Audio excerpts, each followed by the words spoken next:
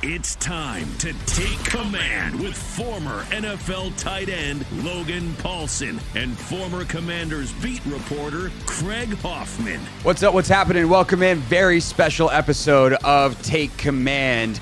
Craig Hoffman here with you. I just went live on YouTube with 95.7 The Game's Marc Grandi to discuss the Deebo deal. We went live so quickly that we didn't have all of the contract details, which you'll hear us try to quickly make sense of in this. But just after we got done going live, ESPN's Adam Schefter reported out the details. So I'm going to tack this on to the beginning real quick, and that can help shape the conversation as you listen to it between me and Marc. And then I have some thoughts on the end as well in terms of more specifically what it means for the Commanders after we get Marc's thoughts from the Bay Area on who Deebo is still as a player. So the Commanders are going to take on the full $17.5 million salary for Deebo Samuel in 2025. The 49ers are going to take on the rest of his dead money this year. So this is a pre-June 1st transaction. Quite obviously, considering how it's all going down here. Probably won't be made official until closer to the start of the league year, but we'll see when that all becomes official. But ultimately, the 49ers are going to take on about $31 million in dead cap money. The Commanders are going to take on the full $17.5 million. They could have potentially worked with Deebo to restructure this deal, but they're just going to say this is a one-year, $17 million deal, and that gives them the flexibility to move on after next year, if they so choose, depending on how he plays in 2025. John Allen, by cutting him or trading him, if they find something, and who knows, if they make a trade for John Allen, who apparently, according to ESPN's Jeremy Fowler, was in the discussions for part of this trade for a while, but then ultimately didn't get worked out. They don't want to take on that money. I mean, the whole point for the 49ers is to save money here, not to take on new salary, because they're trying to figure out an extension for Brock Purdy. But if they wind up trading John Allen for a fifth-round pick, then this deal is a complete wash. The Commanders will have essentially traded John Allen for Deebo Samuel. I don't know if you're getting a fifth for John Allen, but if I told you you're trading John and a fifth for Deebo and a sixth, and they get a sixth in return, like, I think most people will be pretty happy with that. So ultimately, John is still a major factor here in terms of what the big picture return is. But it is worth mentioning that the Allen contract, cap savings wise, will be over $16 million. So it's within $1 million difference of the amount that they're going to take on for Deebo here in 2025. So with that sets up the rest of the conversation with Marc Grandi and the rest of my thoughts on Deebo Samuel being traded on a Saturday night to the Washington Commanders.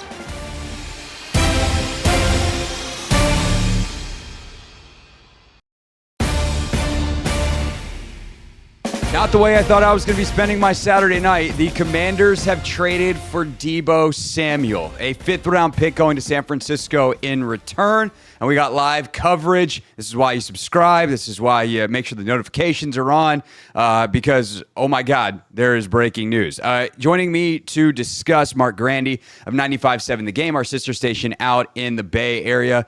He's getting ready for Warriors pregame, which means he probably didn't think he was going to be spending his Saturday night like this either. But you also host the 49ers postgame. Marc, we knew this deal could happen. I didn't think it would happen quite this quickly. There's the relationship with Adam Peters and the 49ers, obviously, with Deebo.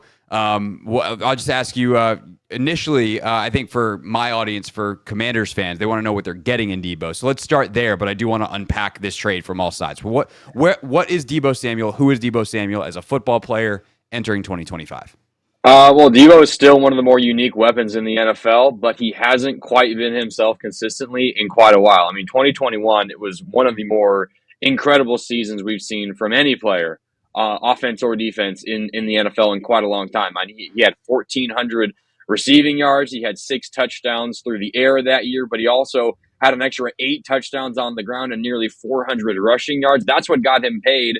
That's what made him Kyle Shanahan's favorite, to the point where he probably used him more than he should have this past year, honestly. And because he wasn't as effective, it kind of hurt the 49ers. So it's interesting that they move off of him now. He still has shown flashes of it. I mean, in the Miami game late this year, it actually kind of drew the ire of some Niner fans, because that was the game in which the Niners got eliminated from the postseason, and Deebo turned it on in that game after having a down rest of the season. he still has that ability in there, I think, in spurts and in moments. And if he's not the featured guy, and if he's not the guy that's looked at to kind of carry an offense, I think he can still be effective. But the days of him being the most unique weapon in the NFL, those are gone, and they've been gone for a bit.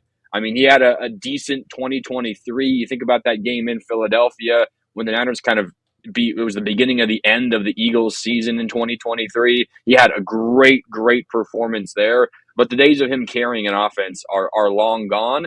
But if you get him in the right spot, Adam Peters obviously knows him very well. You referenced the connection. Of course, Adam Peters, a former executive out here in San Francisco, he knows Deebo. He loves Deebo, and clearly he sees something in him. And the Commanders are going to have to pay pretty heavy freight because he's got a $15 million bonus coming due in about 3 weeks.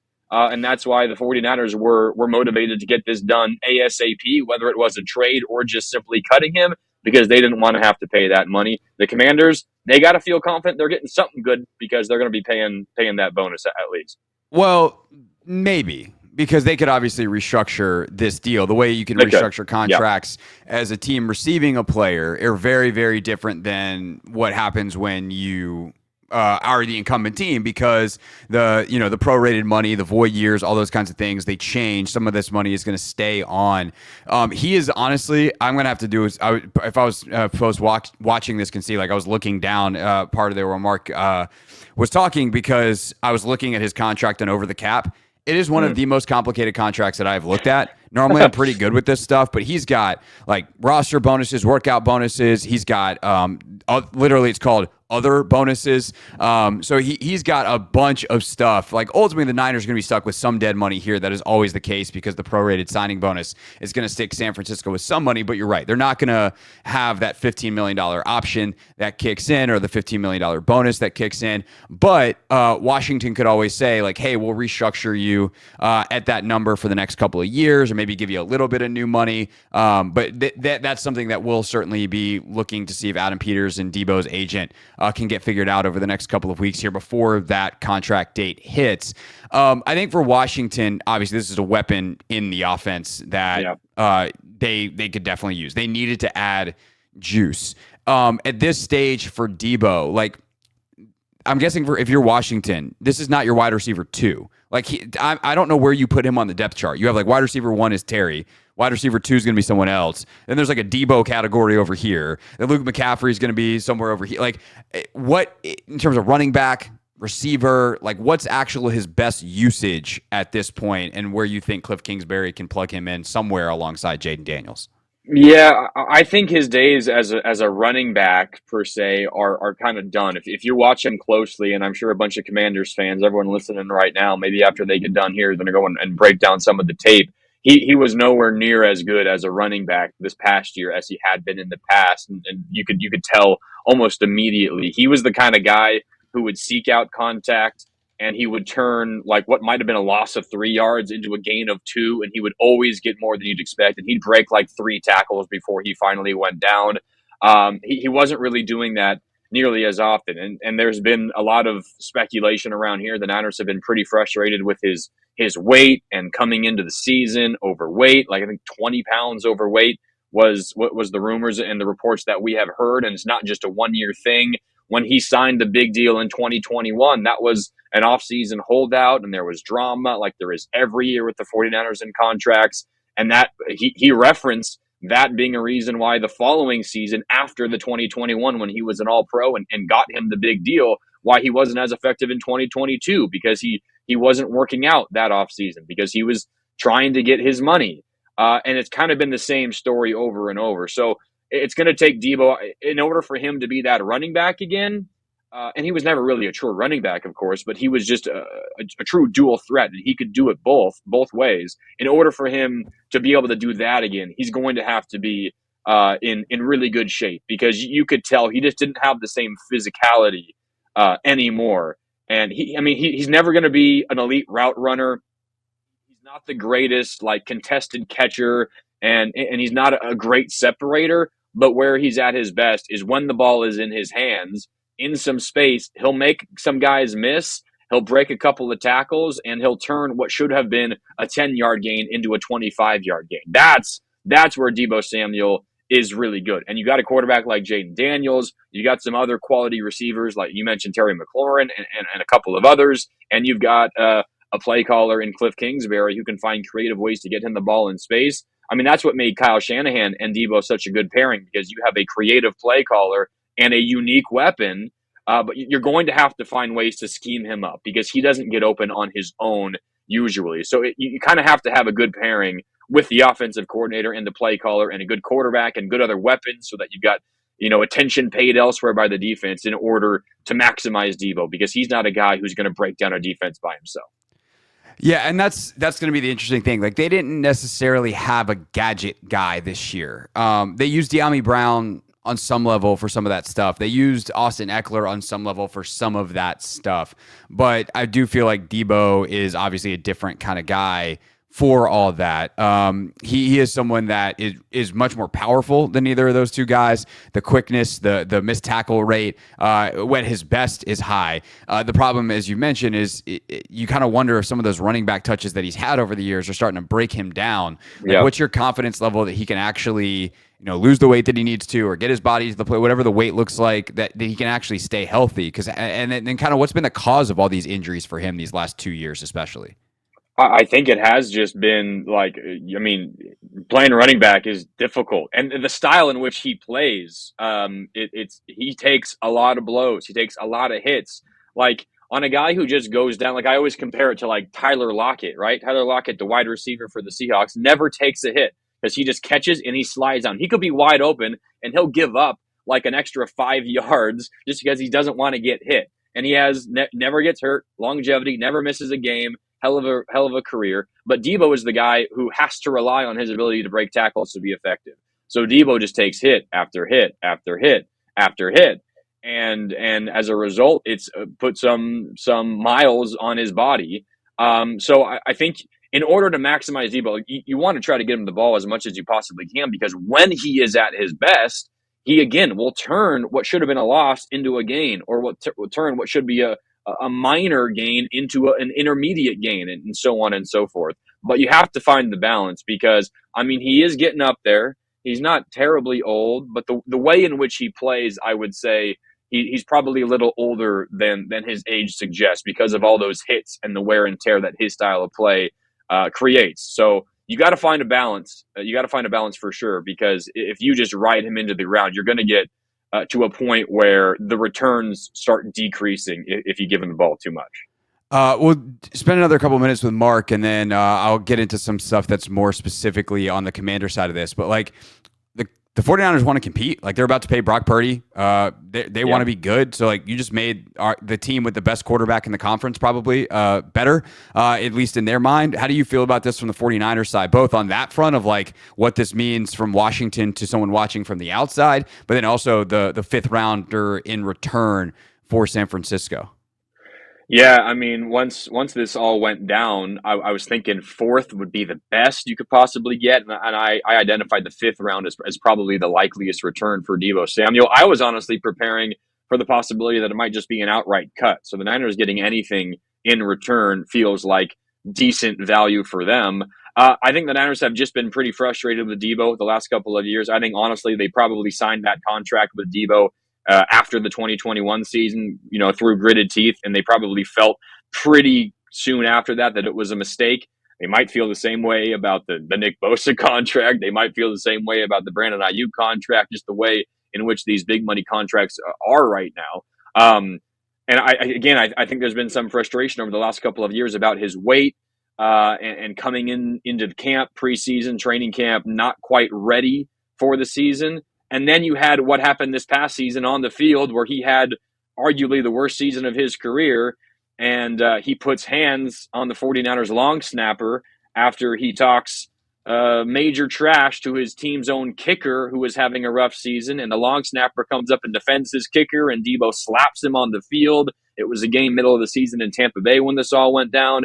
And then later on, there's talk about Deebo and how he's having a down year, and he takes to Twitter and saying, I'm not struggling at all, just not getting the ball. And that kind of feels like he's putting the blame on his quarterback and his play caller, and that's never a good thing. And if you look at the touch numbers, pretty comparable, getting the same amount of touches for the most part as he has in years past, just not doing as much with that.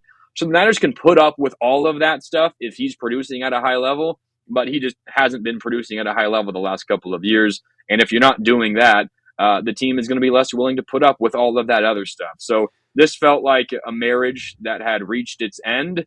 And John Lynch always says the Niners aren't in the business of trading away good players. It's what he says every single offseason when there's a contract due. He said it about Ayuk last year. He said it about Bosa the year prior. He said it about Deebo the year before that. I think the Niners believe, one, that this just isn't a relationship that works anymore, and the returns that they're getting for him just aren't enough to justify keeping him around any longer if he's not going to be happy. So let me ask you this final question. Yeah. Because there's a lot of like, I don't want to say like you're bashing Deebo, you're telling us what's went down out there, but like when we hear about the commander tag here and what it means to be in Washington, how much the brotherhood mattered in that locker room, like the player you're describing doesn't seem to fit. But you also ask a lot of people about Deebo generally, and there's a lot of really good stuff to say. And obviously, Adam Peters knows Deebo extremely well and loves the guy. So, like, how do we make sense of all of that? Who is Deebo, the man, Deebo, the teammate at this point, / who has he been since they apparently signed a contract through gritted teeth in 2021? I think there's probably a little bit of a disconnect between how maybe the front office feels about him and how the locker room and his teammates feel about him would be my guess. And I think it probably has shifted the last couple of years. I mean, Kyle Shanahan has long said that Deebo Samuel is one of his favorite players ever. Now, he just hasn't quite been as good of late. But, I mean, Deebo's been a team captain. If you watch them when they enter the field, specifically for road games, he's always out in front. The Niners call it like the boombox guys. It's him and Trent Williams who are carrying the boombox on their shoulders as they come out of the tunnel. Like the team, the players love Deebo Samuel. At least they have through the years. Part of that is because he was an amazing football player. Hasn't quite been as good of late. But I think Deebo was just getting a little frustrated here. And I think a fresh start, I wouldn't necessarily expect him to be causing any problems like that. And you get him in a spot where he's not necessarily the reason that a team had success. Right? Like he can't possibly go into Washington and feel like he's the dude there. I mean, you guys just went to the NFC Championship game the year prior before even getting him. So I wouldn't expect him to cause issues like that. I think it's just something that built up over the years, specifically with the 49ers. Got it. That makes a lot of sense. All right, Marc Grandi, now time for you to take your football helmet off and put your Steph jersey back on. He's going to go do Warriors pregame.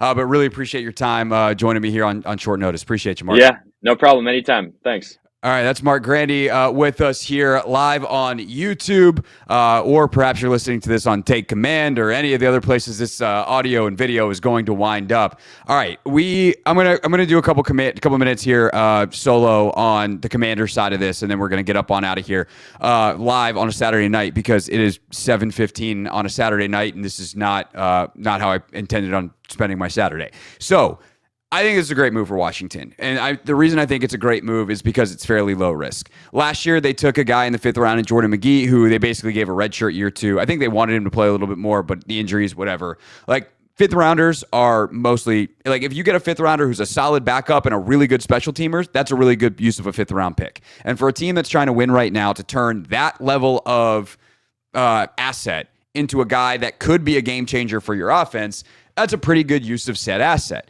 And it's low risk because I think they'll figure out the monetary side. Again, I got to dive in back to the contract. I apologize for not doing that immediately. Deebo's contract has had a lot of some restructures, and they've got a lot of bonus money. And so it's not as simple as some of these other contracts that I look at on Over the Cap or on Spotrac and just be like, oh, it costs the Commanders X. But what I can tell you is he has an extremely low base salary for 2025. Now, there is like a roster bonus, I believe, coming fairly quick. Let me see if I can just real quickly pull that up because Spotrac often is pretty good about having some of those details. He has a option bonus there. He's got incentive max. He's got like 16 million guarantees left of 2024 salary. So yeah, it's a lot. But his base salary in 2025 is only 1.17 million, which means that there is a lot of wiggle room to restructure this contract. So if he doesn't work out on the field or he doesn't work out off the field, you can move on after next season at a low cost, which means you're probably getting Deebo Samuel in his best behavior. You're probably getting Deebo Samuel reunited with Adam Peters, feeling probably slighted by the 49ers, with joining a team that just played for the NFC Championship, and he thinks maybe I'm the piece that can help, or one of the pieces that can help them get over the top, and you're going to get the absolute best version of Deebo, whatever that is. Now, it might not be good. He's 29 years old. He's played a lot of football. He is a run-through-your-face mask type of guy, and that is a hard style of football to maintain into your 30s. But last year, Austin Eckler didn't look very good coming in. Zach Ertz didn't look very good coming in. Bobby Wagner, what's his decline? Sure, he led the NFL in tackles. And then he 2 years ago, and then last year he was second-team All-Pro. I think they trust their medical staff. I think they trust their ability to manage guys. I don't think Deebo is their solution as wide receiver 2. This is not someone they're going to look at to play 80% of snaps. He's going to play like 60% of the snaps, and they're going to make those snaps matter. They're going to make those snaps meaningful. They're going to get him the football in very specific ways. They're going to use him as Deebo Samuel, not as anybody else. And will they need him to play some like standard receiver? Of course. And he can do that. Okay. It's not where he's special.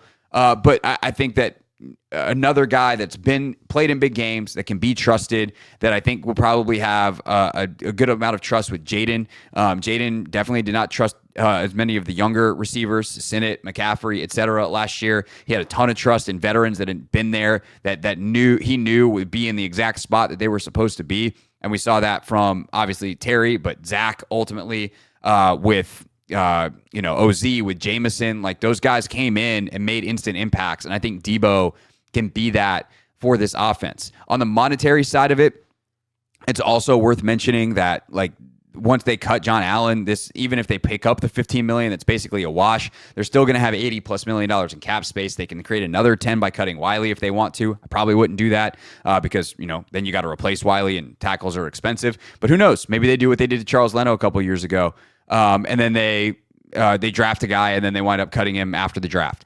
So there's opportunities, or someone else gets cut after the draft, and that's actually how they acquired Leno in the first place. So there's a lot of different machinations of how this can work out. A couple other things to touch on. One, I see Crimson Arfang in the comments. George Kittle was a 5th round pick. Yeah, and Tom Brady was a 6th rounder. So yes. If the Commanders wound up trading the 29th pick in the 5th round and that pick for San Francisco turns into a Hall of Famer, then they probably are going to lose this trade. Whoopsie daisies. But on average, a 5th rounder, they're much more Jordan McGee's than they are George Kittle's. Also, you can trade back. Let's say your 4th rounder is coming up on the clock. Another team wants to trade a 5th and a 7th. You can add another 5th rounder. Getting a 5th rounder is not that hard with trading future picks or trading back. You want to trade back, say at the end of the 1st round. Let's say someone wants to come back into the end of the 1st round for a quarterback from 34, and they want to go from 34 to 29. Forget the 5th round pick. You can probably get a 3rd for that. 4th is definitely a 4th, if not a 3rd.